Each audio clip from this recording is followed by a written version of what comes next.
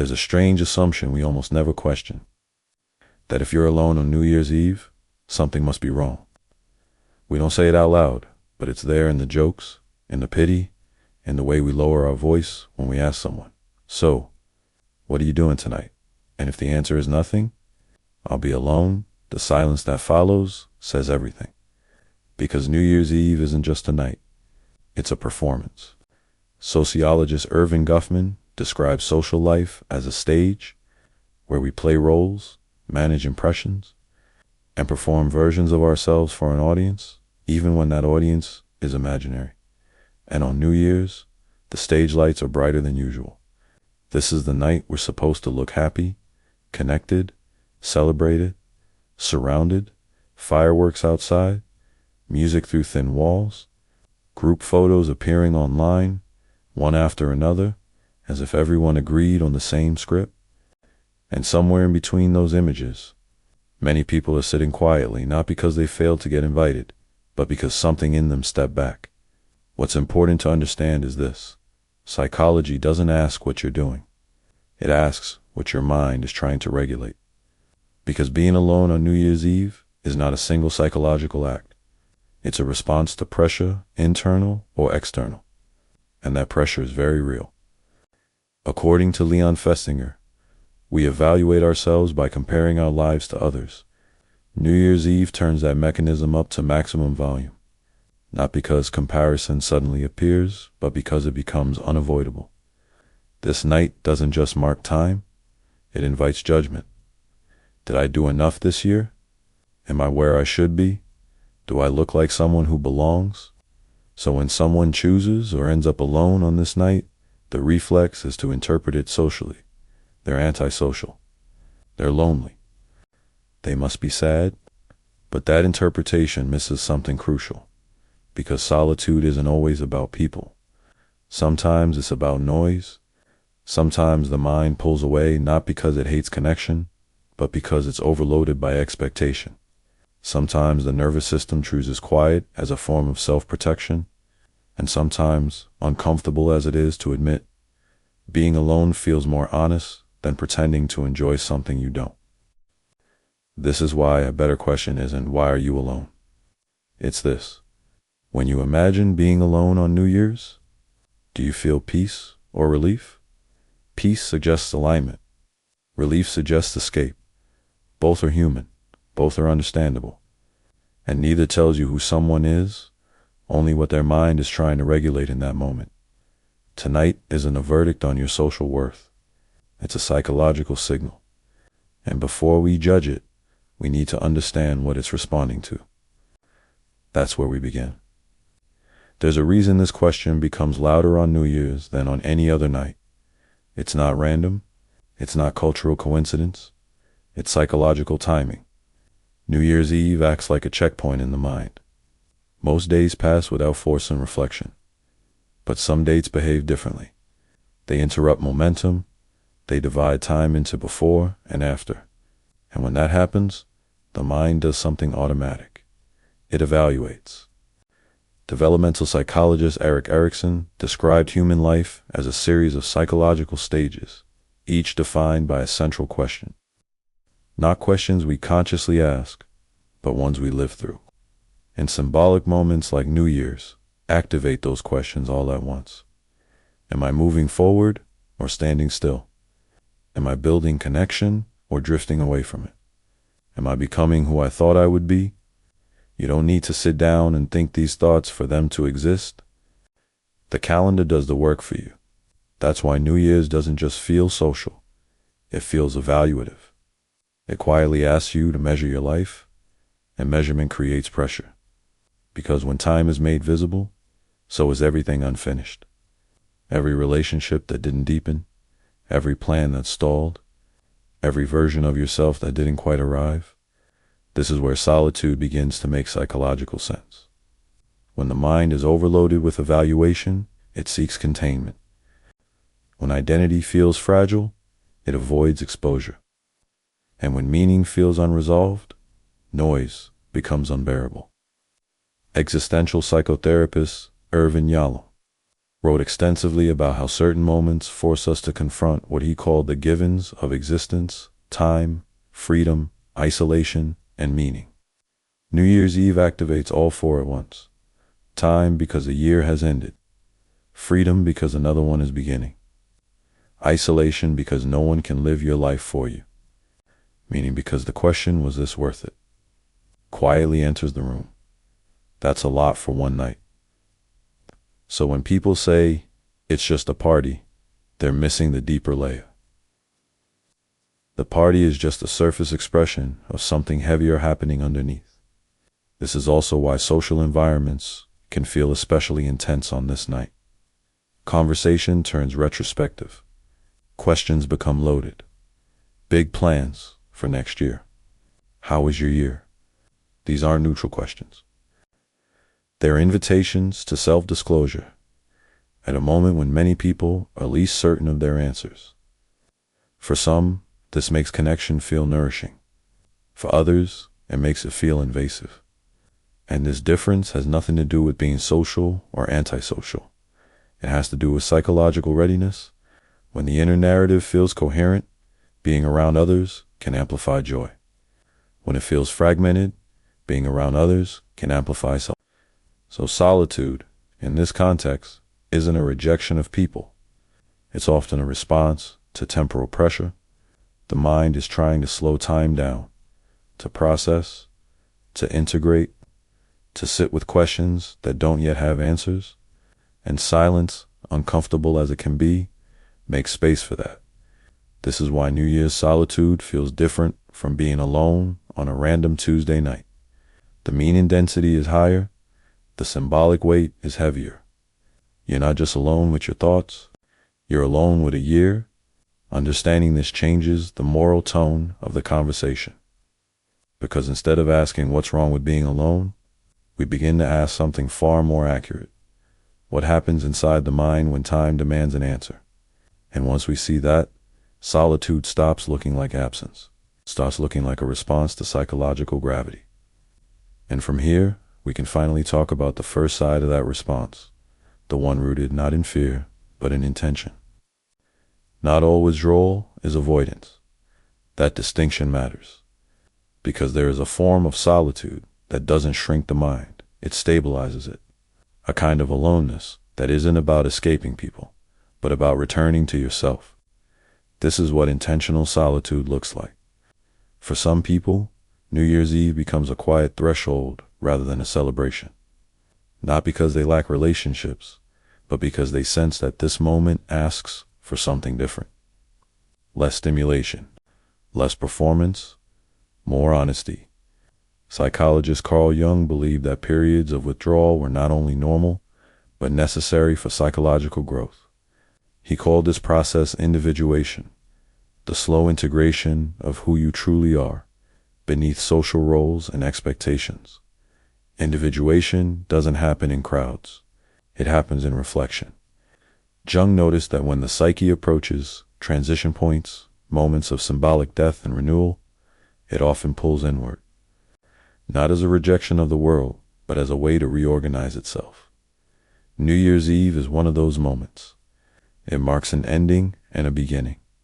And for some, marking that internally feels more truthful than marking it externally. Modern psychology echoes this idea from a different angle. According to Edward Deci, human well-being depends on three core psychological needs: autonomy, competence, and relatedness. When autonomy is compromised, when participation feels forced rather than chosen, motivation collapses. This is why some people opt out of New Year's rituals, not because they dislike connection, but because the connection offered feels scripted. They want the freedom to decide how the moment is lived. And solitude offers that freedom. It removes the need to explain yourself, to justify your mood, to synchronize your emotions with a group. Instead of asking, am I doing this right? The mind asks, what do I actually feel? Humanistic psychologist Abraham Maslow describes self-actualization as moments when people step away from conformity and toward authenticity. These moments aren't always dramatic. Often, they're quiet. A walk, a journal, a candle lit for no one but yourself. From the outside, this can look like loneliness. From the inside, it often feels like alignment. There's a crucial emotional signal here. After intentional solitude, people don't feel emptier. They feel clearer. Clearer about what they want to carry forward. Clearer about what they're ready to let go of.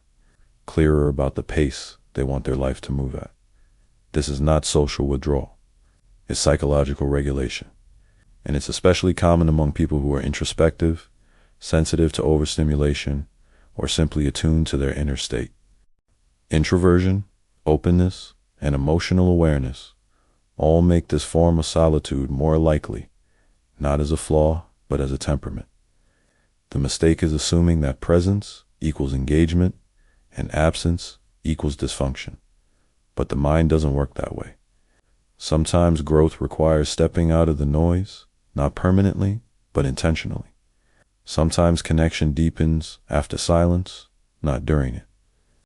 So when someone chooses to be alone on New Year's and feels a sense of peace rather than loss, psychology doesn't see that as avoidance. It sees it as self-directed meaning-making, and that brings us to the other side of solitude, the one that looks similar on the outside, but feels very different on the inside. Because not all quiet is chosen, and not all relief leads to peace. There is another reason people end up alone on New Year's, and it's quieter, less visible, often harder to admit, because sometimes solitude isn't chosen for meaning, it's chosen for relief. Relief from questions, relief from comparison, relief from the feeling that you're being evaluated at the exact moment you feel least prepared to explain your life. This kind of solitude doesn't feel peaceful at first. It feels like exhaling after holding your breath. And psychologically, that distinction matters.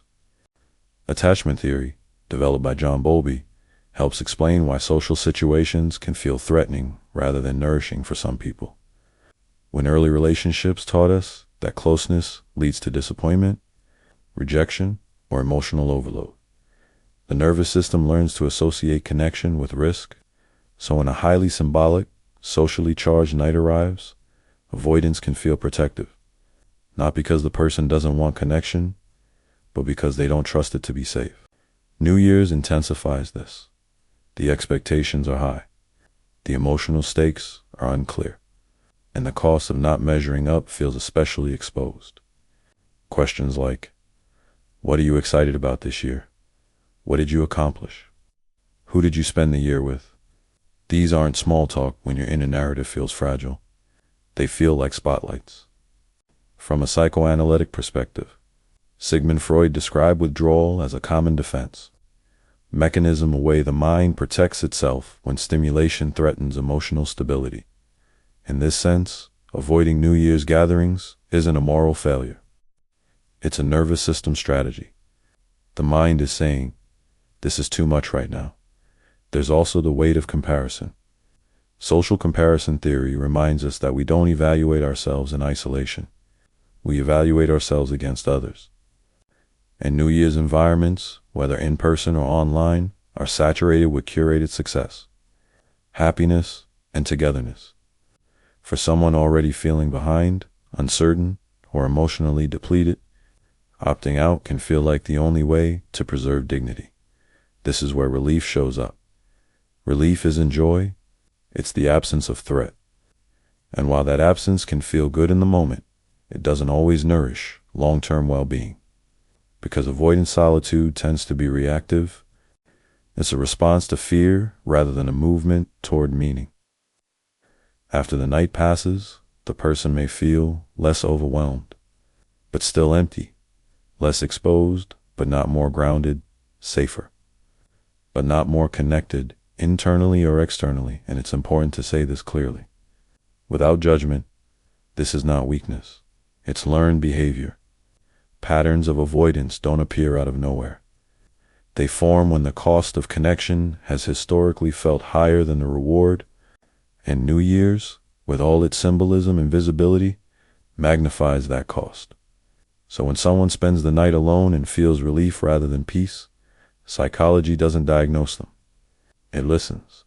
It asks, what feels unsafe here? what pressure is being escaped, what expectation feels unbearable. Because avoidance is information. And when we understand what it's protecting us from, we can begin to choose differently, not by forcing ourselves into celebration, but by slowly rebuilding safety around connection.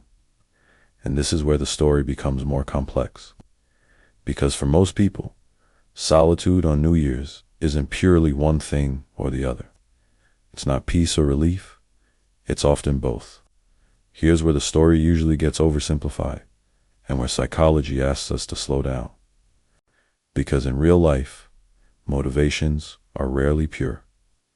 Most people who spend New Year's alone aren't choosing between growth and fear. They're navigating a space where both exist at the same time, wanting silence and wanting protection, seeking clarity while avoiding pressure. Psychologically, this is not confusion. It's mixed motivation, and it's far more common than we admit. Existential psychologist Viktor Frankl argued that human behavior is rarely driven by pleasure or avoidance alone, but by a deeper search for meaning. Even withdrawal, in this sense, can contain two movements at once, a step away from what feels false, and a step towards something that feels true. That's why solitude can feel grounding and sad, why silence can feel honest and heavy, why being alone can feel like relief first and only later reveal peace. These states don't cancel each other out. They coexist. Modern psychology helps explain this coexistence through the lens of self-regulation. Social cognitive theorist Albert Bandura described human behavior as a constant feedback loop between inner states and external demands. When demands exceed emotional resources, the system adapts. Sometimes that adaptation looks like growth. Sometimes it looks like retreat. Often, it looks like both. A person might spend New Year's alone because they genuinely value reflection and they're exhausted from explaining themselves. They want to mark the transition consciously and they're not ready to be seen in their uncertainty. The behavior is the same. The internal balance is not. This is why labeling solitude as either healthy or unhealthy misses the point. Psychology is less interested in the behavior itself and more interested in what it does for the person. Does it expand their sense of agency or shrink it? Does it increase clarity or just reduce discomfort? Does it open future possibilities or quietly narrow them? These answers aren't visible from the outside, and they aren't fixed. The same person can experience New Year's solitude differently across different years. One year, it's a deliberate ritual. Another year, it's an emotional shelter. Sometimes it begins as avoidance and slowly becomes insight. Sometimes it begins as intention and reveals unresolved loneliness underneath. This fluidity is not inconsistency, it's responsiveness. Psychologically mature functioning doesn't mean always choosing connection or always choosing solitude. It means being able to sense why you're choosing what you're choosing. That's the quiet difference. People who are growing don't ask, "What should I be doing?" They ask, "What is this moment asking of me?" And New Year's is one of the few moments where that question becomes unavoidable. The danger isn't being alone. The danger is being alone automatically without awareness. Because when solitude becomes rigid, when it's always chosen for relief and never for meaning, it can slowly reinforce isolation. Not dramatic isolation, the subtle kind. The kind that feels safer each year, but smaller. At the same time, forcing connection when the psyche is asking for integration can feel just as alienating. This is the paradox. Solitude is not the problem. Avoidance is not the villain. Unexamined motivation is the risk. And that's why the most important shift isn't social, it's internal. It's moving from reacting to New Year's to relating to it. And that brings us to the only question that really matters. The one that doesn't tell you what to do, but helps you listen to what's already there. By the time this night arrives, most advice has already failed. Just go out. Don't overthink it. New year, new energy. None of that helps when the mind is already busy doing something deeper. Because New Year's doesn't ask for optimism. It asks for orientation. Existential psychologist Irvin Yalom wrote that moments like this confront us with freedom, the uncomfortable truth that no ritual, no group, no countdown can tell us how to live our lives.